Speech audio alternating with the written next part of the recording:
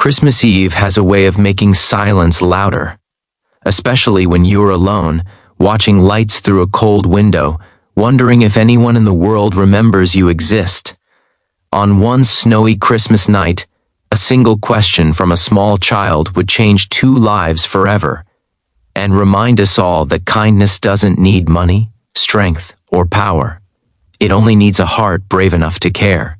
Before we begin, if stories like this move you, please take a moment to subscribe to the channel, like this video, and share your thoughts in the comments. Your support helps us spread messages of hope and humanity here on your channel name. Now, let me tell you the story. Her name was Emily Parker, and she was 23 years old. Emily lived in a tiny basement apartment on the edge of a quiet American town in Ohio. The walls were thin, the heater barely worked, and the only decoration she had was a small paper snowflake taped to the window. Emily had been paralyzed from the waist down after a car accident 3 years earlier. The accident didn't just take her ability to walk, it took her job, her independence, and slowly, the people she thought would always stay. Her parents had passed away when she was younger. Friends faded away after the hospital visits stopped. On holidays, the loneliness felt heavier than usual, like an extra weight pressing on her chest. Christmas was the hardest. That night, Emily sat in her wheelchair near the window, watching families pass by outside.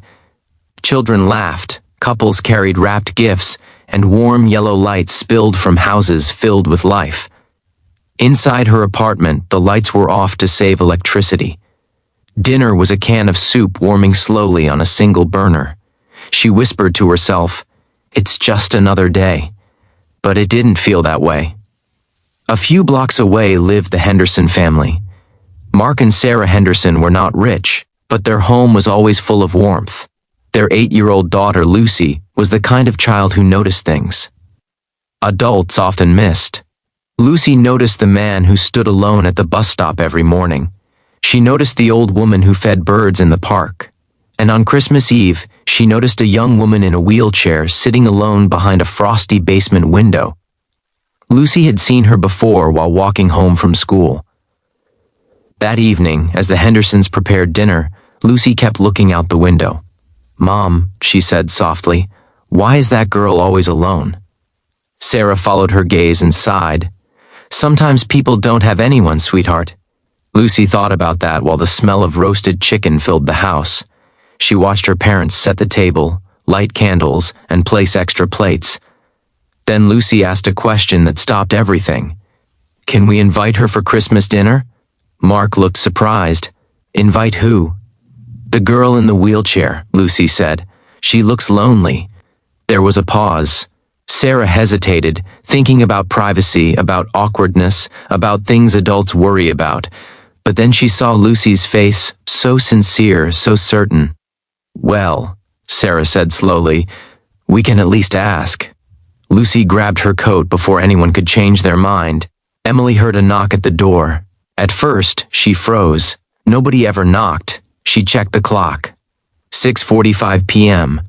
Her heart pounded as she wheeled herself toward the door and opened it just a crack.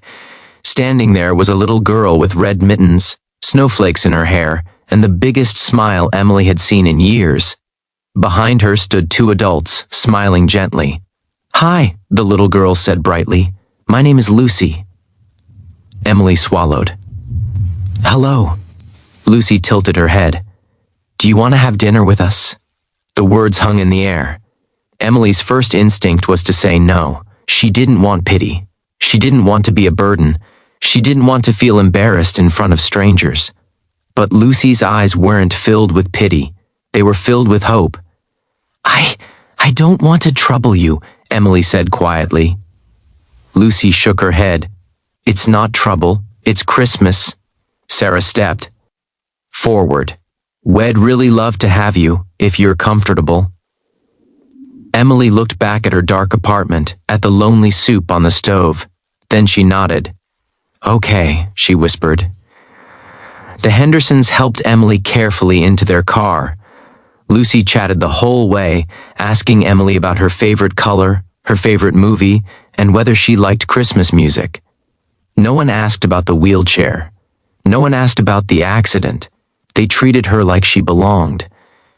When they arrived, the house glowed with warmth.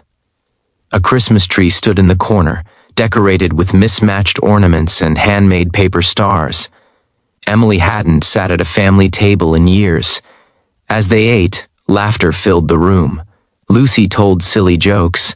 Mark talked about his job at the hardware store. Sarah poured hot cocoa and added extra marshmallows.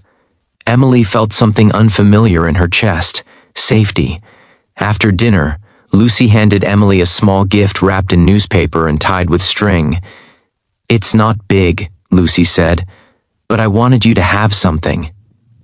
Inside was a knitted scarf, uneven, with crooked stitches. "I made it at school," Lucy said proudly. Emily couldn't speak. Tears rolled down her cheeks as she wrapped the scarf around her neck. "It's perfect," she finally said. That Christmas dinner turned into something more. The Hendersons began visiting Emily regularly. Mark built a small ramp for her apartment. Sarah helped her fill out paperwork for assistance programs she didn't know she qualified for. Lucy became Emily's best friend. They painted together. They watched movies. Lucy even insisted Emily teach her how to use a wheelchair just in case. Months passed. Emily started to believe in herself again. With encouragement, she began taking online classes. She found remote work as a graphic designer. Slowly, her world grew bigger. But the biggest change wasn't financial or physical. It was emotional. Emily no longer felt invisible. 1 year later, on Christmas Eve, Emily hosted dinner at her own place. The apartment looked different now, brighter, warmer, full of life. Lucy hung the same paper snowflakes on the window. As they sat down to eat, Emily looked at Lucy and smiled.